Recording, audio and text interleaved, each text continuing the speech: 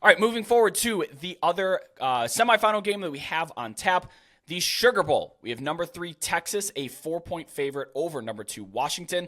This game carries an over-under of 63.5 points. Quite the contrary expectation for this game from the last game, but we'll get into that. This kicks off Monday, January 1st at 8:45 p.m. Eastern on ESPN from the Caesars Superdome in New Orleans. This is a rematch of last year's Alamo Bowl, which was a pretty fun game. Washington won the game 27-20, but they were in much firmer control of that because Texas scored late. Ewers threw for nearly 400 yards in that game, but Texas couldn't get it done close to the goal line. Does that sound familiar to anybody? Maybe the a preview of what was to come for this year. This is the second all-time college football playoff appearance for Washington. They did not score in their first one back against Alabama, and this is the first appearance for Texas. Steve Sarkisian, also very familiar with his opponent in Washington because he was the head coach there for a while. That was his first big-time head coaching job. Texas is without 1,000-yard rusher Jonathan Brooks. He's out for the year after suffering a late-season ACL tear, which is really unfortunate to see. But the Longhorns are not deprived of any rushers. They have freshman C.J. Baxter, who's a 5-star, is their next top rusher. And then he's going to share some carries with Jadon Blue, and Keelan Robinson is probably likely to receive a couple of carries. He's a bit more the explosive, the lightning to the thunder here. Xavier Worthy was also seen in a boot and crutches after leaving the Big 12 championship game. Sark said that he is confident that Worthy plays. Maybe everything was just precautionary in terms of crutches and all that, but boy, to go from crutches to playing, even if he had about a month to heal, that would be an exceptional turnaround. Texas has been the butt of the college football jokes, of course, with the Texas is back, are they not back, whatever. But right now, this UT team is different. The 2023 Longhorns are different than the ones that we've been making fun of in the past few years with Texas back. They step up in the big games where they've absolutely melted before. The seeming culture issues, the imbalance, the struggle for power seems to not be going on this year. It's the first year that I've seen it where I actually think that Sark is in charge of this program and he doesn't have all these outside influences, because if all the outside influences were getting their way, Arch Manning probably would have been starting a long time ago. But you saw in the big games, in Tuscaloosa, in the Big 12 championship game, they're leaving no doubt in these games. These aren't lucky games for them. They're absolutely crushing some of these opponents here. Texas' biggest issue this season, of course, was that red zone scoring. Listen to this. They're 106th in points per quality possession. I have to shout out at StatsAward Parker Fleming on Twitter for the great stat previews that he does there. They're excellent at generating those quality possessions, but they cannot finish the deal, and they have not been able to all year long. Washington, however, they may be the fix for this because they're 100th in points per quality possession allowed. They don't allow a ton of quality possessions, but when they do, those teams are scoring on them. Their biggest weakness for the Huskies here is their rushing defense. They're 117th in rushing success rate allowed. Even without Brooks, Texas is still averaging 200 yards on the ground over their last 3 games. So they're not really missing a step with the guys that are filling in for Brooks. Offensively, Washington, of course, has a edge with Penix. I'm not going to say it's a huge edge, but it's a notable one, of course, Penix being a Heisman finalist this past year. But I think Texas matches them in almost every space.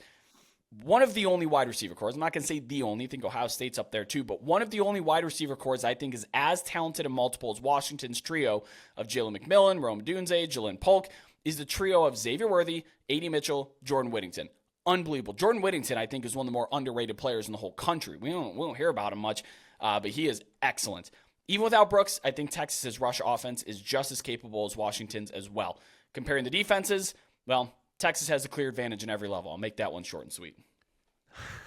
Yeah, Brett, I'll go back to what you said. Texas is back. It was an all too common saying this past decade. Like you said, people just laughed at it. Then they roll their eyes and laugh at it some more, or they just ignored it. It was like the boy who cried wolf. It was said over and over and over, and it never ended up being real. Well, it finally happened here in 2023. Like, the wolf finally came. My power ratings, along with others, forecasted that it was building towards this. Per my historical ratings, this is the best Texas team we've seen since 2009. That was the year Colt McCoy got injured in the national championship game against Alabama. This Texas team is legit.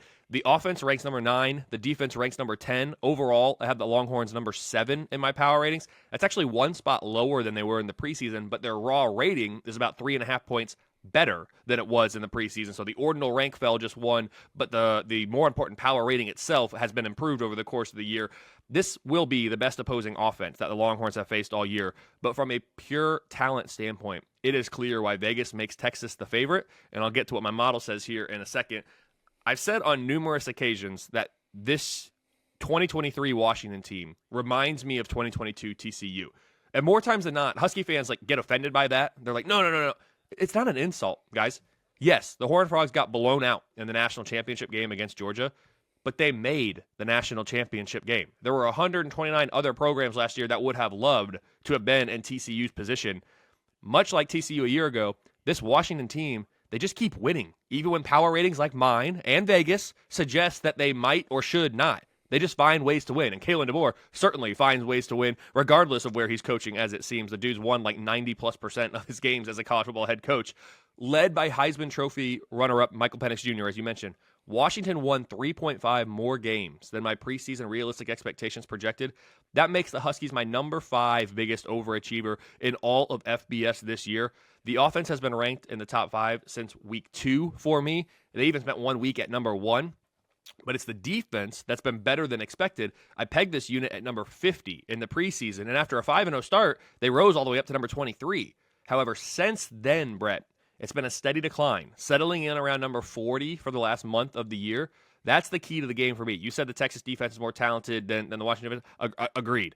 Can the Washington defense, the only unit ranked outside the top 10 nationally in this game by my unit ranks, can they get enough stops to win this one? You talked about struggling a little bit in the run game. I'm concerned, too, about the receivers that you mentioned. Are they going to be able to slow down those Texas wide receivers? I mean, the receivers in this game on both sides, as you talked about, it's just phenomenal. I mean, they should just throw the ball every single play. I'm kidding. But get the ball to these receivers because these are your playmakers, especially with the injury there for Texas at running back. My model has doubted the Huskies before this year, and it's doing it again, just like it doubted TCU in the semifinal last year. I have Texas minus 5.5, so we're a little bit closer to the Vegas line on this one. But I'm telling you right now, Brett, I would not be surprised at all if Washington finds a way to get the win, just like TCU did last year in their semifinal game. I'm telling you, the similarities between these teams, not even necessarily with how they play, but their record in close games, the way they're just able to manufacture wins. It's like, man, you're just not as talented as your opponent, yet here you are at the end of the game. You have more points than them. There's something to that.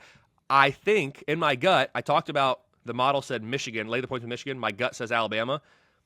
The model says lay the points with Texas. My gut, again, with a month to prepare, that favors the underdog. And Kalen DeBoer, the dude just wins. My gut tells me Washington. So the model says Michigan-Texas national championship game. My gut, which, again, I have the model, so I'm not trusting my gut, but my gut says Alabama-Washington. That's why at the very top of the show, I said I wouldn't be surprised with either outcome here. And you asked, is there any team that cannot win? Like, Kelly, is there any team that can't win this? No. It's just a simple answer. No. All 4 of these teams, in my opinion, have a chance to win this national championship. And I have not said that in years past. It probably comes back to what I pointed to earlier. There is no dominant team or group of teams in college football this year. Anybody can be beat. And we were that close to having 3 undefeated Power 5s in there. So it's weird to say in a year that we had 2 undefeateds and 1 left out that you say anyone can be beat. I think they can, and we'll see. But, yeah, the model says lay the points with Texas. My gut says not so fast. This should be a very, very good game, and it's going to come down to which defense can slow down the opposing offense. A lot of points going to be scored in this one, Brett. Maybe. I actually might disagree with that. So really quick, though, let's take a quick look, and I say maybe to the high-scoring affair thing. Let's take a real quick look at a blueprint, the only blueprint that's been laid out so far for beating Texas. Oklahoma in the Red River game ran 95 total plays, and that included getting the ball in plus territory a few times. They used tempo to really, really wear down that Longhorns defensive line. And, of course, the Sooners were beneficiaries of 3 atrocious turnovers, we thought the game was fully over for Texas before they fought back. Real fun game. Now, Washington, they ran 88 plays against Oregon in the Pac-12 championship game, so they can do that.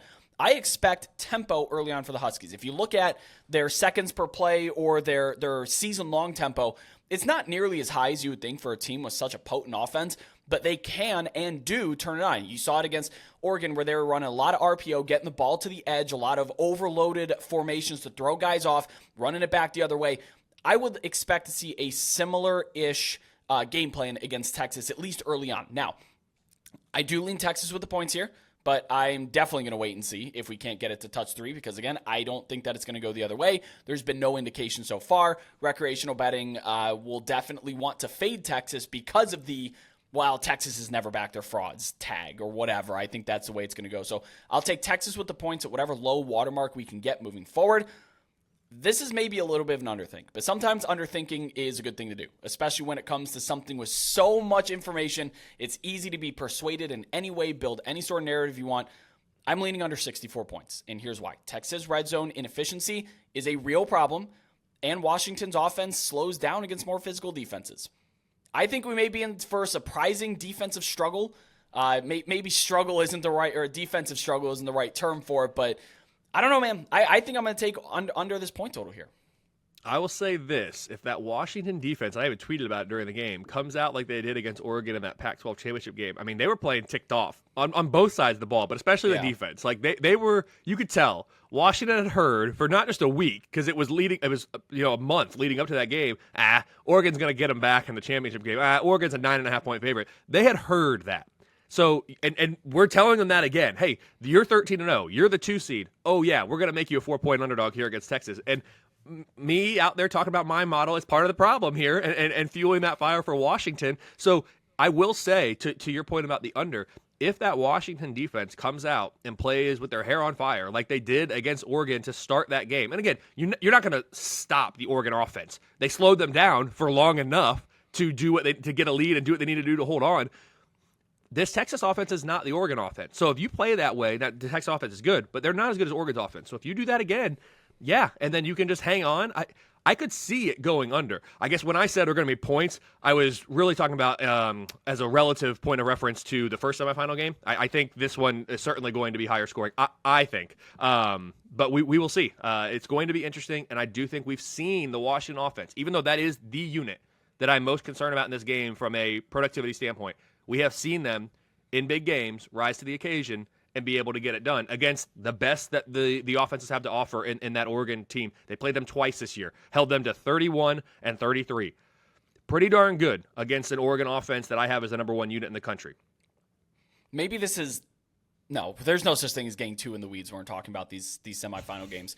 But the Oregon offense is predicated on quick passes, angles, edges, and then athleting you, outrunning you, outspeeding you. That is their philosophy, and they're dang good at it, especially with Bo Nix. He's the perfect quarterback for that kind of thing. That's why he's such a low ADOT. He throws a lot of screen passes because they want to get their playmakers into space. Texas offense is a little bit more NFL style. There's going to be a lot more layering the ball, intermediate passes, getting guys in and out. Steve Sarkisian's entire philosophy when it comes to throwing the football is he never wants his receiver to be static. There was a coaching clinic that I've watched in the past where that really stuck with me because he says, I right now, standing in front of the group, I right now am as fast as our fastest receiver standing still. So he wants to get his guys into space and moving around. Oregon is a lot more short. I think Washington's defense counters that more. My biggest worry is that Texas' offensive line is playing as one of the best units in the entire country right now. And I don't think that Washington's going to be able to generate any pressure. Braylon Trice is their only hope to be able to get through there, but it's a 1-on-5 situation there. And because Texas requires more time to be able to layer the ball and throw the ball intermediate, sometimes take deep shots, I really think that lack of a pass rush is really, really, really going to benefit Texas and is going to hurt Washington's defense more than it would in Oregon's offense, where Bo Nix has one of the lowest time to throw averages in the country because it's snap, decision, balls out. Now, with Texas, it's a little bit more snap. I'm going to trust Ewers and his processor, drop back, survey the field, 1, 2, 3, 4 progression, find my guy. So that's why I think that Washington's defense is going to be just a little bit caught in a tougher situation than they were against Oregon. That's really in the weeds if you really want to get there, but that's kind of the conclusion I arrived to. Well, going off that then, if you want to talk about motivation, we talked about what being an underdog is going to provide to Washington, but if you're looking for Texas to have some, and you talked about what this Texas offensive line has been recently, it's the offensive line on the other sideline that just won the Joe Moore Award. So if the Texas offensive line, which is already playing great, as you said, if they want to say, hey, you know what, they won this award. We actually think we're the better offensive line. We're going to show them. Of course, they don't go head-to-head, but we're going to show them in this game that we are better. We're going to hold up our quarterback. We are not going to let them get pressure on us. Like, I'm looking for the motivation angle the other way, right? Because Washington has it in spades, just like TCU did last year. Again, these themes, these parallels, they run pretty deep for these two teams.